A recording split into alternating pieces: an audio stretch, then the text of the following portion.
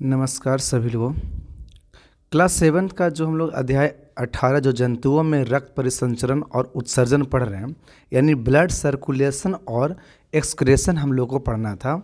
उसमें हम लोग एक वीडियो कंप्लीट कर चुके हैं। जो लोग नहीं पढ़े हैं वो ज़रूर एक बार देख लीजिए, फिर उसके बाद आप इस वीडियो को देखना शुरू करेंगे, क्योंकि एक पार्ट हमने ब्लड सर्कुलेशन कंप्लीट कर दिया है और आज हमको जो स्टडी करनी है वो उत्सर्जन करना। उत्सर्जन में हमारा किडनी ये सब के बारे में हमको पढ़ना है कि आखिर हम लोग एक्सक्रेशन यानी कि उत्सर्जन कहाँ कहाँ से करते हैं। ठीक है, तो ये सब हम लोगों ने पिछले क्लास में पढ़ लिया है, जिसमें सबसे इम्पॉर्टेंट आपको दिखाई देगा हार्ट। इसका फंक्शन हम लोग बारे में डिटेल्स पढ़े थे, जो कि एकदम बारीकी से समझ में आया है।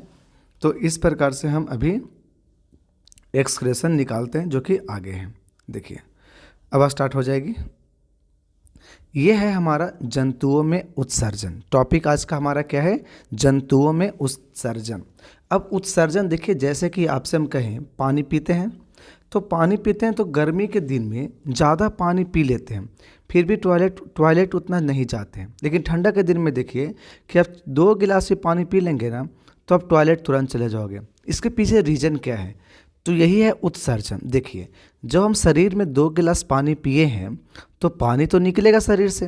अब शरीर से पानी निकलने के बहुत सारे रास्ते होते हैं। एक तो हो गया टॉयलेट के थ्रू, ठीक है, और एक आपका होता है पसीना, यानी ठीक है, जब ये पसीना के थ्रू भी निकल सकता है और ये पेशाब के थ्रू भी निकल सकता है। तो ठंडा के दिन में क्या होता है, पसीना चलता नहीं है, तो एक्सक्रेशन सिर्फ हम लोग टॉयलेट के थ्रू में बाहर निकलता है। लेकिन जब गर्मी के दिन में जाते हैं तो टॉयलेट से ज़्यादा एक्सक्रेशन कहाँ से हो जाती है? पसीना से। और जब पसीना से हो जाता है तो इस प्रकार से टॉयलेट हमें गर्मी के दिनों में कम लगा।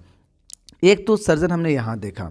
और उत्सर्जन क्या होता है? जो अपशिष्ट पदार्थों को हम लोग बाहर निकालते हैं। तो ये जो उत्सर्जन है, इसके बारे में हम अभी डिटेल्स इस चैप्टर में देखने वाले हैं। ठीक है, तो चलिए, हम लोग क्लास 7 के हैं तो उसी ढंग से पढ़ें। ऐसे तो इसको डिटेल्स तो आगे बहुत ज़्यादा किए जाएंगे आगे के क्लासों में, लेकिन आप 7th क्लास में इतना ही जाने, इतना पहले जान लें, फिर उसके बाद हम आगे की ओर चलेंगे। कहता है कि आइए हम शरीर द्वारा कार्बन डाइऑक्साइड के अलावा अन्य अपशिष्ट पदार्थों को निकासी के बारे में जानेंगे।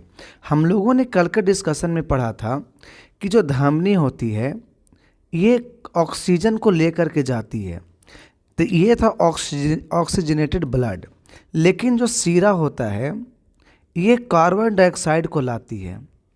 ठीक है, तो ये कार्बन डाइऑक्साइड है क्या? अपशिष्ट पदार्थ, क्योंकि ऑक्सीजन से हमें ऊर्जा देती है और ये ऊर्जा जब ये निकल जाता है माइटोकॉन्ड्रिया से तो अवशिष्ट पदार्थ के रूप में क्या बनता है? Carbon dioxide. तो ये कह रहा है कि हम तो शरीर से कार्बन डाइऑक्साइड को निकालने, यानी कि उसके अलावा हम और भी चीज़ देखेंगे शरीर से, जो अवशिष्ट पदार्थ है उसको हम निकासी कैसे करते हैं। हम सभी जानते हैं कि श्वसन क्रिया के दौरान हमारे शरीर में अवशिष्ट पदार्थ के रूप में उत्पन्न कार्बन डाइऑक्साइड फेफड़ों द्वारा शरीर से बाहर निकाल दी जाती है। ये तो हम लोगों ने कल पढ़ लिया था कि जैसे ही हम लोग देखते हैं कि ऑक्सीजन तो अंदर आया और पूरा ऑक्सीजन जाने के बाद एनर्जी शरीर को मिला, और वहाँ से एनर्जी जैसे बनने के बाद कार्बन डाइऑक्साइड वहाँ से उत्पन्न होती है, जो ये अवशिष्ट पदार्थ के जैसे होते हैं। और इसको हम लोग किसके थ्रू निकालते हैं? फेफड़ा के थ्रू बाहर निकाल देते हैं। ठीक इसी प्रकार से अपचित भोजन बहिक्षेपण प्रक्रिया द्वारा मल के रूप में शरीर से बाहर निकाल दिया जाता है। ये भी आपको पहले वाले चैप्टर में पढ़ना था कि कैसे हम लोग पाचन क्रिया करते हैं। तो पाचन क्रिया के द्वारा हम क्या करते हैं कि जो भी हम भोजन खाते हैं उसको मल के रूप में बाहर निकाल देते हैं। ये भी हमारा एक क्या होगा? उत्सर्जन होगा। अब आप यह मालूम कीजिए कि अन्य अवशिष्ट पदार्थ हमारे शरीर द्वारा कैसे बाहर निकाले जाते हैं। आपको ये पता करना है कि बहुत और भी तो हमारे शरीर में अवशिष्ट पदार्थ होता है, उसको कैसे निकाले जाते हैं। साथ ही ये अवशिष्ट पदार्थ कहाँ से आते हैं, आपको ये भी पता करना है कि जो अवशिष्ट पदार्थ जो हम लोग निकाल रहे हैं, आखिर वो अवशिष्ट पदार्थ कहाँ से आता है। तो देखिए, जब हमारे शरीर की कोशिकाएँ अपना कार्य करती है तो कुछ पदार्थ अपशिष्ट के रूप में मुक्त होती है। जैसे सोचिए कि जब डीजल इंजन चालू करते हैं, पंप सेट चलाते हैं, तो डीजल जैसे उसमें डालते हैं तो पंप चलने लगता है और वहाँ से अपशिष्ट पदार्थ के रूप में धुआं बाहर निकलता है। तो इस वही चीज़ यहाँ पर है कि सिर्फ पंप सेट में नहीं होते, हर चीज़ में ये चीज़ होता है कि काम करने से काम तो किए और उसके अलावा जो वहाँ से कुछ न कुछ अपशिष्ट पदार्थ निकलेंगे और उसे हमको बाहर करना होता है।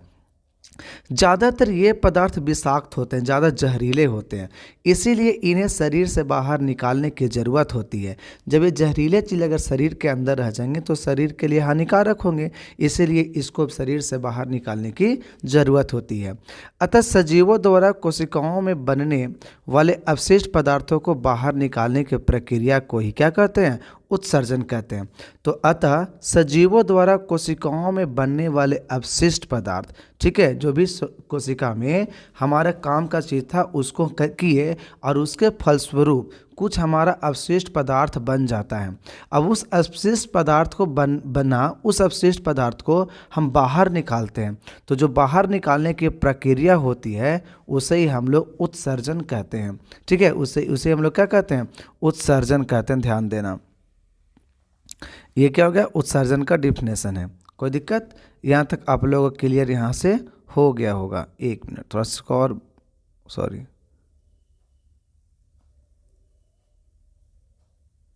ठीक है। देखिए, हाँ, आगे ये है मानव उत्सर्जन तंत्र। ये क्या है? ये आपका किडनी है। ये क्या है? किडनी। किडनी दो होते हैं और ये आपका यूरेथ्रा हो जाता है, जो, ठीक है, ये वाला कौन? रेड, ये वाला। अब यूरेथ्रा से क्या होता है ना, सॉरी, ये वाला जो येलो वाला, ये यूरेथ्रा से क्या होता है? ये यहाँ से टॉयलेट बाहर निकलता है। तो ये जो है ना, ये हो गया आपको ब्लैडर, ठीक है, जो टॉयलेट इसमें जमा होता है और फिर ये यहाँ से कहाँ होता है? बाहर की ओर निकाल दिए जाते हैं। ठीक है, तो ये मानव उत्सर्जन में ज़्यादा महत्वपूर्ण कौन करता है? तो पानी के छानने का काम करता है किडनी। यही किडनी खराब हो जाएगा ना तो हम जल्दी से टॉयलेट बढ़िया नहीं हो पाएगा और शरीर ही खराब हो जाएगा, एक तरह से मानो डेथ हो जाएगी। अब ये किडनी को हम लोग कैसे साफ रख सकते हैं, कैसे बढ़िया रख सकते हैं, स्वस्थ, वो पहले समझ लीजिए। अगर एक बात समझिए, कहीं पर देखते होंगे आप, रेलवे स्टेशन गए होंगे या कहीं सार्वजनिक जगह पर गए होंगे, जहाँ देखते होंगे कोई अगर टॉयलेट बार बार वहीं पर कर रहा है तो कुछ सालों के बाद वहाँ पर पीला हो करके और वो धीरे छेद होने लगता है। ये छेद होता क्यों? तो ये अमोनियम पाए जाते हैं। यहाँ क्या पाए जाते हैं? अमोनिया। जब अमोनिया पाए जाते हैं ये बहुत ज़्यादा जहरीले होते हैं और धीरे धीरे उस चीज़ को ख़त्म करने शुरू कर देते हैं। तो सोचिए कि अगर हम इस टॉयलेट को रोक करके रखें, जब रोक करके रखेंगे तो क्या करेगा? तो यहाँ पर जहर बना देगा, यानी कि पॉइजन हो जाएगा और धीरे धीरे इसको क्या करेगा? ख़राब करने लगेगा। क्योंकि हम जानते हैं कि टॉयलेट में क्या पाया जाता है? यूरिया, और यूरिया होता है जहर, और ये जहरीला चीज़ अगर पाए जाएंगे और वो अगर हम वहाँ पर रख देंगे तो क्या हो जाएगा? धीरे धीरे किडनी को ख़राब कर देगा। इसीलिए कहा जाता है कि जैसे ही टॉयलेट लगे तो तुरंत बाहर जाके हमें कर लेनी होती है, टॉयलेट में मतलब चले जाना होता है, क्योंकि नहीं जाएंगे तो प्रॉब्लम हमारा ही है। और शरीर को अभी हम लोग को लगता होगा बचपन में, चलो भाई कोई दिक्कत नहीं है, लेकिन यही जब बड़े हो जाते हैं तो इसका इफेक्ट हमको पूरा देखने को मिल जाता है। तो ध्यान यहाँ से आपको लगाने हैं, ठीक है, कि टॉयलेट जितना अगर है तो टॉयलेट लगती है तुरंत टॉयलेट में जाना चाहिए। ठीक है, इसे हमें कंट्रोल करके या रोक करके रखना नहीं चाहिए, क्योंकि अभी तो हम कर सकते हैं लेकिन बाद में कंट्रोल नहीं हो सकता है। ठीक है, इस बात को ध्यान रखेंगे। कहता हमारे रक्त में उपस्थित अपशिष्ट पदार्थों को शरीर से बाहर निकालना जरूरी होता है। ठीक है, क्योंकि वो जहर होता है और पॉइजन होता है, तो उसको क्या करते हैं? बाहर निकालना जरूरी होता है। इसके लिए रक्त को छानने की व्यवस्था की ज़रूरत होती है। ठीक है, तो ये आखिर सब चीज़ मिला हुआ किस में है? रक्त में तो मिला हुआ है। तो रक्त के जो मिला हुआ है उसको छानेंगे, अलग करेंगे। तो हमारे शरीर में रक्त से नाइट्रोजन युक्त विषैले पदार्थ को कुछ अंग मिलकर शरीर से बाहर निकलते हैं। ऐसे अंगों के समूह को उत्सर्जन तंत्र कहते हैं। उसको क्या बोलते हैं? उत्सर्जन तंत्र। किसको? तो हमारे शरीर में रक्त से यानी कि खून से नाइट्रोजन युक्त यानी कि जिसमें नाइट्रोजन युक्त है, तो यूरिया में नाइट्रोजन युक्त रहता है, ठीक है। तो इसको विषैले पदार्थ होते हैं, जहरीले पदार्थ होते हैं, इसको हम लोग को अलग करने के लिए कुछ अंग मिलना होता है, ठीक है। कुछ अंग मिलता है, जैसे हमारा किडनी हो गई, ये क्या है, अंग हो गया। पाचन तंत्र हो गया, ये सब क्या होगा, अंग हो गया। ये सब को मिला करके ही ये सब क्या करते हैं, शरीर से बाहर निकालते हैं अवशिष्ट पदार्थ को। इसीलिए ऐसे अंगों के समूह को हम लोग क्या कहते हैं, उत्सर्जन तंत्र। कि जो भी अंग के मिलने से हमारे शरीर से अवशिष्ट पदार्थ बाहर निकल जाता है, उस अंग को, समूह को हम लोग उत्सर्जन तंत्र कहते हैं। इन उत्सर्जन तंत्र के अंतर्गत गुर्दा, ठीक है, यानी एनस, मूत्राशय, मूत्रनली, उत्सर्जन अंग ये आते हैं जो मिलकर उत्सर्जन तंत्र का निर्माण करते हैं। यह व्यवस्था गुर्दों यानी वृक्क में उपस्थित कोशिकाओं द्वारा उपलब्ध की जाती है, ठीक है। तो गुर्दा याद रखना कि ये सब क्या होते हैं, उत्सर्जन तंत्र में आते हैं। कहता है कि गुर्दों या वृक्क को अंग्रेजी में क्या कहते हैं, किडनी कहते हैं। गुर्दा यानी कि वृक्क, गुर्दा कहो चाहे इसको क्या कहो, वृक्क कहो, इसको इंग्लिश में हम लोग क्या कहते हैं, किडनी कहते हैं। हमारे शरीर में 2 गुर्दे होते हैं, जो कि हम लोगों ने यहाँ पर बता रखा कि एक ये होता है और एक ये होता है। आपको थंबनेल में आपको लेफ्ट साइड में देखा होगा फिगर, वो आपका क्या है, गुर्दा यानी कि किडनी है। जो स्त्री पुरुष के शरीर में एक ही जैसे होते हैं, ये उसमें फर्क नहीं होता है कि कौन सा किडनी हिंदू का है और कौन सा हिंदू का, मुस्लिम का हो, या लड़की का या लड़का का हो, इसमें कोई फर्क नहीं होता, सभी का किडनी एक ही जैसे होते हैं। यानी हम एक के से शरीर में से किडनी निकाल करके हम दूसरे में किडनी प्लांटेशन कर सकते हैं। जैसे सुने होंगे कुछ दिन कि लालू यादव का किडनी खराब हो गया, तो उनकी बेटी जो थी वो किडनी दान दी है, ठीक है। तो यानी बेटी का किडनी लालू यादव में किडनी लगाई गई है। ये आप जल्दी में न्यूज में आप लोग सुने होंगे। जो एक समान काम करते हैं, जब ये किडनी एक जैसे होंगे स्त्री चाहे पुरुष में, और दोनों का काम भी क्या है, एक ही जैसा, क्या करता है वो सब, टॉयलेट को छानता है। दोनों गुर्दे पेट के पिछले भाग में कमर के ऊपर सेम जैसे आकृति वाले होते हैं। सेम के जैसा ये आकृति वाला होता है, जैसे सेम के बीज देखे हो ना, इसी आकृति के जैसा ये होता है, जैसे कि आपको 18.9 चित्र में दिखाया गया है, ठीक है। कहता है जब रक्त दोनों गुर्दों में पहुंचता है तो इसमें उपयोगी एवं हानिकारक दोनों ही प्रकार के पदार्थ होते हैं। उपयोगी पदार्थों को रक्त में पुनः अवशोषित कर लिया जाता है। अब सोचो यहाँ पर जब रक्त आया किडनी के पास, तो किडनी के पास यहाँ आया तो यहाँ पर 2 चीज़ देखने को मिले। एक चीज़ मिला बढ़िया चीज़ और एक चीज़ मिला खराब चीज़। तो बढ़िया चीज़ जब आया था ना, जैसे कि न्यूट्रिशन ये सब, उसको कहा ये किडनी की ब्लड तुम फिर से लेके चले जाओ और जहाँ जहाँ जो कोशिका चाहेगा कि हम इसको चाहिए उसको देते चले जाना, ठीक है। लेकिन यहाँ पर जो अवशिष्ट पदार्थ है उसको एक तरफ क्या करता है, किडनी छान लेता है। कहता है जल में घुले हुए अवशिष्ट पदार्थ जिसे मूत्र के रूप में अलग कर लिए जाते हैं, और ये कहाँ होता है, गुर्दा में होता है।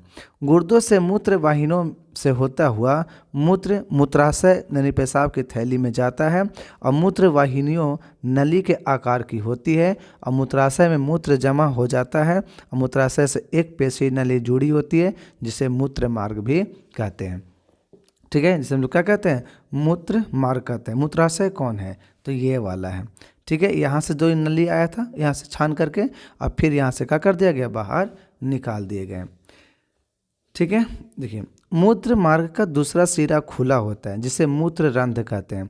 मूत्र मार्ग का दूसरा सिरा क्या रहता है, खुला रहता है, जिसे हम लोग मूत्र रंध्र कहते हैं, और जिसे मूत्र शरीर से बाहर निकाल दिया जाता है, और इसी से क्या कहते हैं, मूत्र रंध्र से शरीर से बाहर उसको निकाल दिए जाते हैं। क्या आप जानते हैं कि कोई भी वयस्क व्यक्ति 24 घंटे में पेशाब की मात्रा कितनी होती है, ज़रा बताइएगा कि क्या क्या होती है, ठीक है, पेशाब की मात्रा कितनी होती है। तो कहता है मूत्र में 95% जल होता है, 2.5% यूरिया होता है, और 2.5% अनअवशिष्ट पदार्थ होता है, यानी ये भी बढ़िया चीज़ नहीं होता है। यूरिया नाइट्रोजन युक्त विषैला पदार्थ है। हम लोग को पहले भी बता दिए थे कि यूरिया क्या है, सो आपको जहरीला पदार्थ है, इसमें नाइट्रोजन युक्त है, नाइट्रोजन से मिश्रित है, मिला हुआ है। इसका शरीर से बाहर निकालना आवश्यक है, नहीं तो क्या होगा, शरीर को ही खराब कर देगा। क्या आप जानते हैं कि गुर्दे का मुख्य कार्य है शरीर में पानी और नमक की सामान्य मात्रा बनाए रखना और रक्त को छानकर मूत्र को तथा हानिकारक तत्वों को अलग करना और मूत्र को मूत्राशय तक पहुंचाना। ये सब किसका काम है? किडनी का, जहाँ से मूत्र मार्ग द्वारा शरीर से बाहर निकलता रहता है। यानी ये सब किसका काम है? कि उसको छान करके उसको आगे बढ़ा करके उसको फिर बाहर को निकलवाना। ये सब काम है किडनी का। एक क्वेश्चन और पूछे जा रहे हैं, क्या आप जानते हैं कि हमारे दोनों गुर्दों से होकर प्रतिदिन लगभग 1100 से 2000 लीटर लगभग 500 गैलन रक्त गुजरता है। सोचिए, यानी कि हमारे गुर्दा यानी किडनी से होकर के प्रतिदिन लगभग 1100 से लेकर 2000 लीटर तक रक्त क्या होता है? गुजरता है। तो एक ही रक्त रहता है, लेकिन बार बार जब आएगा तो उसको काउंट तो होगा ना। ठीक है, तो हमारे शरीर में लगभग 5.6 लीटर रक्त होता है। हमारे शरीर में कितना लीटर रक्त होता है? 5.6 लीटर। रक्त लगभग प्रति 4 मिनट में एक बार गुर्दे में परिशुद्ध होने के लिए आता है। कहता है कि जो हमारे शरीर में लगभग कितना लीटर रक्त है? 5.6 लीटर रक्त है। कहता है रक्त जो होता है ना, प्रति 4 मिनट में एक बार, यानी कि हर एक 4 मिनट में एक बार वो गुर्दे में आती है, किडनी में आती है और फिर से शुद्ध हो करके वो चली जाती है। याद रखना है। तनिक क्वेश्चन पूछेगा कि एक दिन में कितना लीटर रक्त गुजरता है, तो बोलेंगे 1100 से 2000 लीटर। हमारे शरीर में कितना लीटर रक्त होता है? तो 5.6 लीटर। कोई दिक्कत? कहता है उत्सर्जन अंग के रूप में त्वचा। अब ये कौन सा त्वचा होते हैं जो उत्सर्जन अंग के रूप में भी होते हैं? जैसे हम लोग जानते हैं त्वचा ही, जैसे पसीना निकलना, ये सब क्या है? उत्सर्जन रूप का उत्सर्जन यहाँ से भी होता है। कहता है त्वचा हमारे पूरे शरीर पर फैली हुई सबसे बड़ी संरचना है। हर जगह पर तो त्वचा है, स्किन है, जिसका प्रमुख कार्य हमारे शरीर के तापमान को नियंत्रित रखना होता है। ठीक है, कि एक समान तापमान को रखे। एक समय समान जो तापमान होता क्यों है? ब्लड सर्कुलेशन की वजह से। क्योंकि एक मिनट कह सकते हैं ना कि रक्त लगभग 4 मिनट में एक बार गुर्दा पर आता है, लेकिन एक दिन में 1100 से 2000 लीटर का होता है पानी बहता है। मतलब ये खून उसमें क्या होता है? गुजरते रहता है। त्वचा की निचली परत पर स्वेद ग्रंथियां होती हैं, जिसे हम पसीना कहते हैं। स्वेद में जल और लवण होते हैं। स्वेद मतलब पसीना में जल और लवण होता है। हम देखते हैं कि गर्मियों के दिनों में प्रायः पसीने के कारण रंगीन कपड़ों में सफ़ेद धब्बे दिखाई पड़ते हैं। ये धब्बे पसीने में उपस्थित लवणों के कारण होता है। पसीना में क्या क्या मिला जाता है? पसीना में लवण भी रहता है और जल भी रहता है।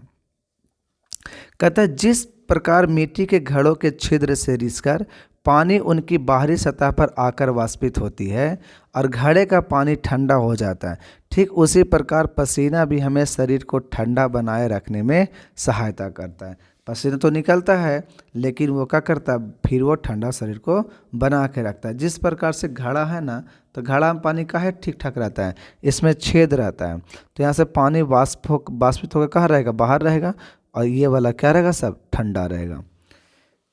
क्या आप बता सकते हैं कि गर्मियों में रंगीन कपड़ों पर उजले धब्बे क्यों दिखाई पड़ते हैं? तो अभी तुरंत बताया कि पसीना में हमें लवण की मात्रा होती है। जो लवण की मात्रा होती है, जब उसको गर्म करते हैं तो हमें लवण रह जाता है, लेकिन गर्म करते लवण रह जाता है, लेकिन पानी क्या हो जाते हैं? उड़ जाते हैं। तो इसलिए कह सकते हैं कि शरीर पर हमें उजला उजला धब्बा दिखाई पड़ता है। डायलिसिस क्या होता है समझिए। कभी कभी किसी व्यक्ति को ब्रिक का मतलब हो गया गुर्दा का काम करना बंद कर देता है। सोचिए, किडनी अगर काम करना बंद कर देगा तो अच्छे से हम टॉयलेट भी नहीं कर पाएंगे, पानी भी बढ़िया से हम नहीं पी सकते हैं। ऐसा किसी संक्रमण अथवा चोट के कारण में हो सकता है, ताकि ब्रिक काम करना बंद कर दे। ब्रिक के निष्क्रिय हो जाने की स्थिति में रक्त में अवशिष्ट पदार्थों की मात्रा बढ़ जाती है।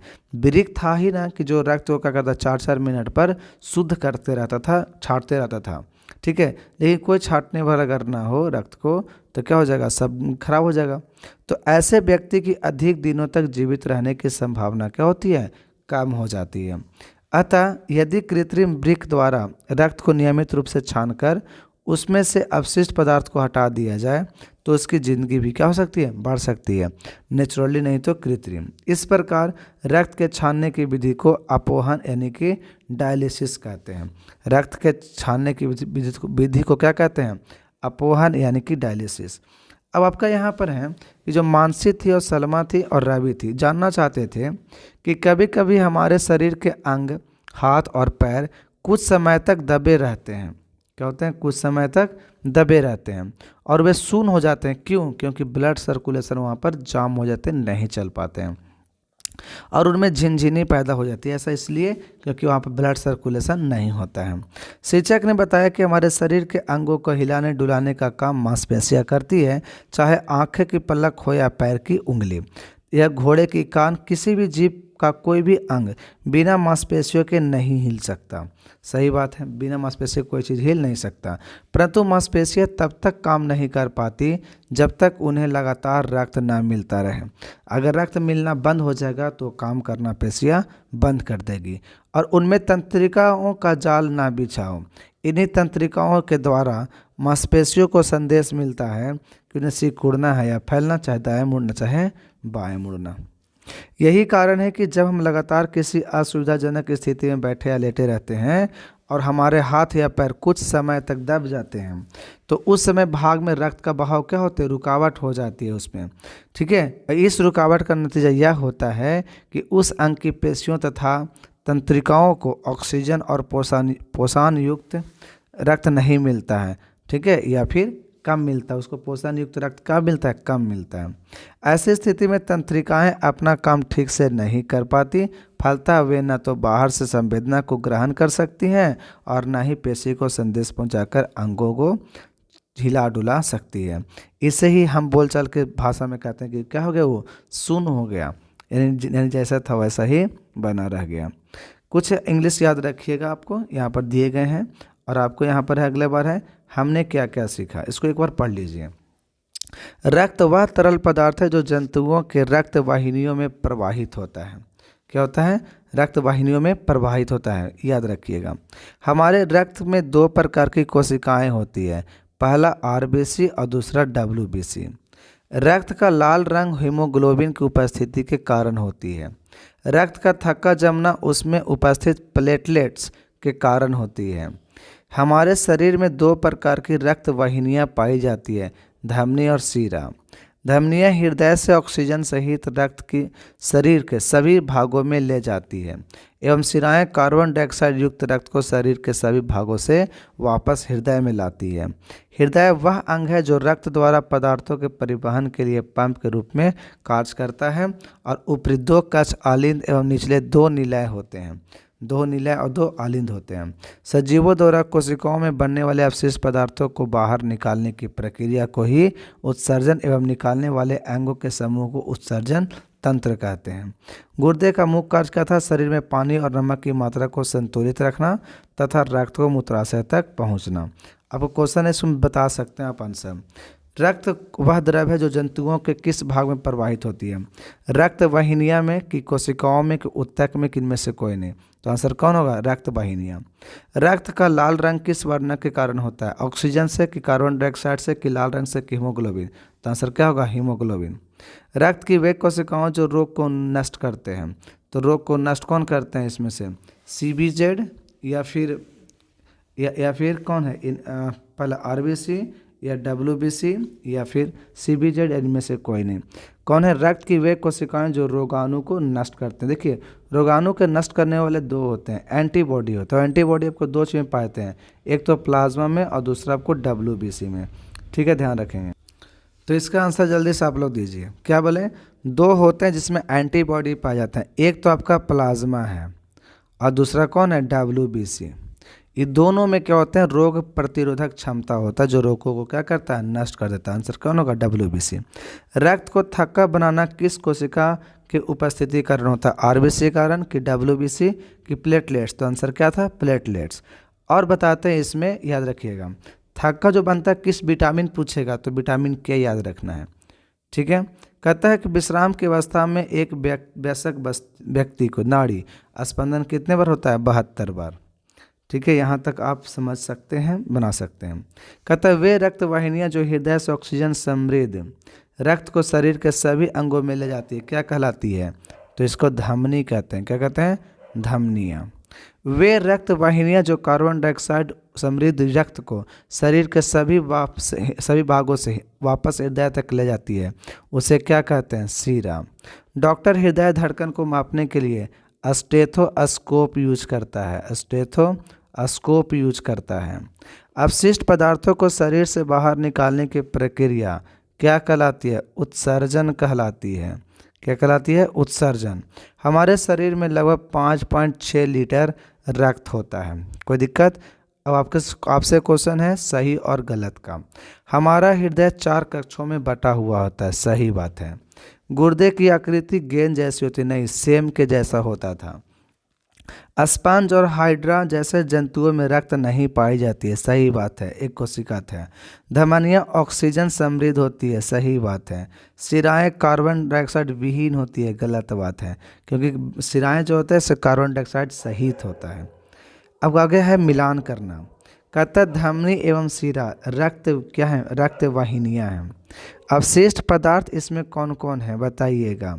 यूरिया लवण है, रक्त को छानने की विधि है। फिर रक्त की छानने की विधि क्या कहलाएगी? डायलिसिस। स्टेथोस्कोप क्या करता है? धड़कन को मापता है। फिर विलियम हार्वे क्या थे? तो रक्त परिसंचरण के जनक। तो अवशिष्ट पदार्थ में कौन कौन रहता है? यूरिया और लवण। इस प्रकार से यहाँ तक कंप्लीट होता है और आपको ये 5 क्वेश्चन होमवर्क में दिए जाते हैं। बना करके आप जरूर इसे कमेंट करेंगे। तब तक के लिए जय हिंद।